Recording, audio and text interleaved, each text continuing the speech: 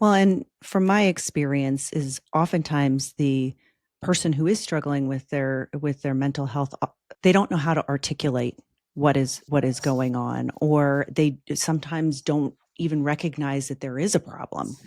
And that becomes delicate when you're trying to manage that relationship in whatever form it is.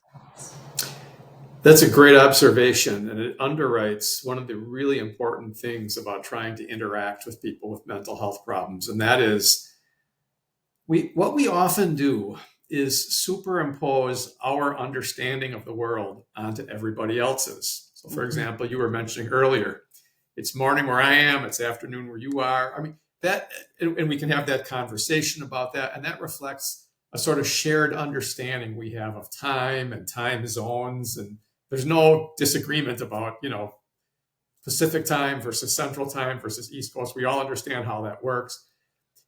When we're interacting with someone with a mental health problem, we have to actually check ourselves. We can't do that anymore. We can't assume that the rules of communication that I play by are going to be the same as yours. And that's where a lot of the frustration comes in sometimes. It's like, why don't you fill in the blank? Well, that's because they're operating, their radio receiver is tuned into a completely different frequency.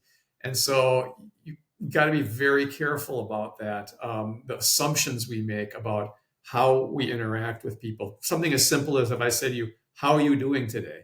Again, there's a norm in our society. You might go, "Oh, I'm fine." A person with depression might go, "Not doing well at all," and that might be jarring, or they may not even answer you. Right. And that can be frustrating. But that's all part of the condition.